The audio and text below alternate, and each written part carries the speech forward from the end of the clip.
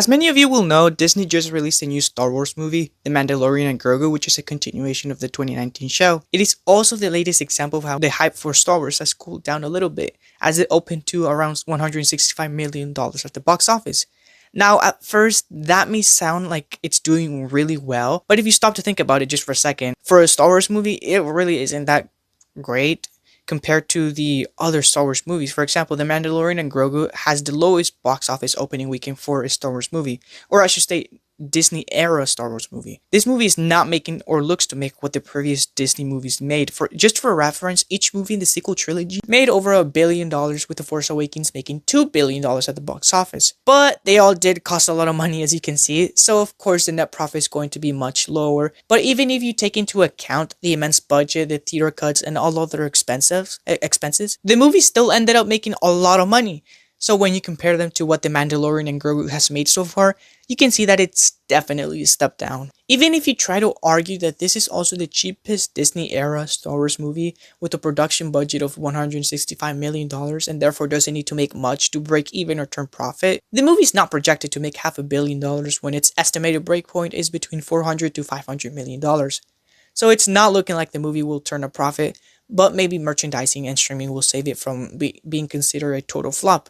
How times change, You've heard it a million times before, but genuinely, if you were to go back like 10 years ago and told someone that the newest Star Wars movie is not looking to be a commercial success, they would have called you crazy. Now, I haven't watched the show or the movie, and I don't plan to change that simply because Star Wars just doesn't draw my attention, and the reviews for these projects don't make me feel like I'm missing out on much. Yes, I know the first 2 seasons of The Mandalorian got very good reviews from both critics and audiences, while the third one kind of fell off. So I might watch the first 2 seasons one day, but not right now because I don't have Disney Plus and I don't plan on buying a subscription just for that. I usually just wait until there's a bunch of content on one platform before I buy a subscription for that. But as of right now, Disney Plus just doesn't have that much content that I really want to see. If I do end up getting Disney Plus one day and decide to watch the 2 seasons of The Mandalorian, I would probably skip the third one because the consensus I seem to be hearing from a lot of people is that it's just not a great season of television.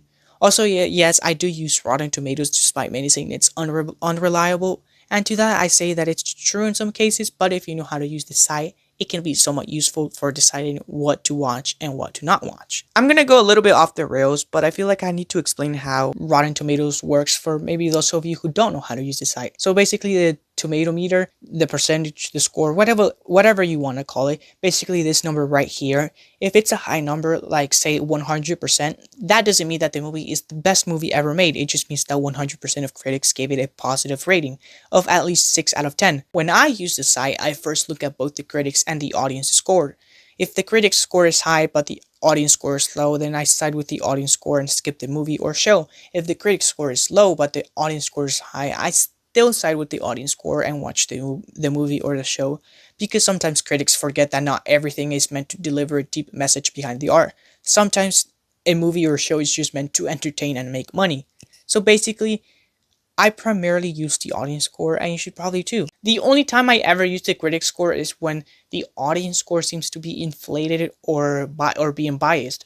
For example, Interstellar. Like, listen, I watched the movie and I liked it, but I wouldn't go so far as to say it's one of the best movies ever made or one of the best science fictions ever made, as many people say it is. To me, that spot goes to Godzilla -1. But I think Interstellar has a high audience rating because Christopher Nolan has this following that will just eat anything he makes, right?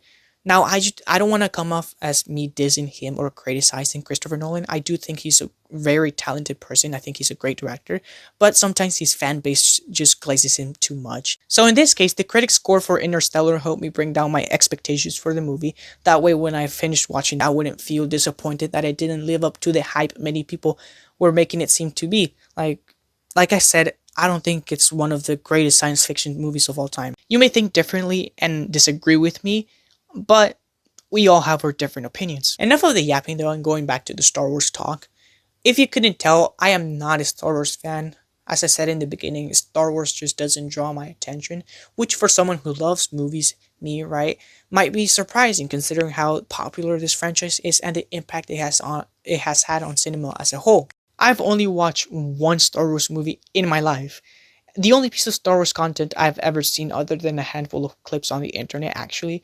But the problem is that I can't remember which movie it was. I forgot the title, I forgot the plot, I forgot everything that happens in the movie, but one singular scene where the protagonist and stormtroopers are fighting in what seemed to be like a forest. If I remember correctly, I don't know. I don't know if it was a forest, but there were like trees in the background. I remember that. And there was fire and debris. Maybe this will ring a bell for someone who is a Star Wars fan. So yeah, I just never got around the hype behind Star Wars. And all the negative things I hear about the franchise nowadays kind of makes me want to stay a little far. Not too far from the franchise though, because I don't want to say that I will never watch anything Star Wars in my life. What I seem to be getting from a lot of people is that Star Wars doesn't hit the same or generate the same cultural hype it once did, and that projects are either too safe or straight up bad.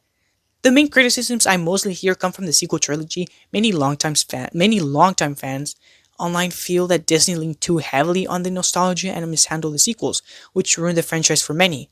Now, I obviously can't comment on this, right, or agree with these statements because I've only watched one Star Wars movie and I don't really know the lore, so I just have to take the internet's word on this. But I will say that the critiques don't seem too far fetched, or at least for me, or at least to me, because I find it pretty believable that once Disney got their hands on Star Wars, saw those dollar signs, they just went after them. Before anyone goes down to the comments to say that Disney has made some great projects here and there, I'm aware of that too. I have heard great things about Andor, Maul, and Rogue One. I could get around watching those one day, but because there's a lot of Star Wars content out there, I just don't know where to begin. I don't know when and where the timeline begins. I don't know what I should watch first and what I should skip. I just basically want to avoid doing homework like you once had to do with Marvel. Like, you know how you had to watch the previous project to understand the next one? I don't want to do that, right? The amount of content that there is, it's very overwhelming for me. But hey, that's just how I feel. I might change my mind one day, or someone else might change my mind and get me to finally invest time into watching Star Wars.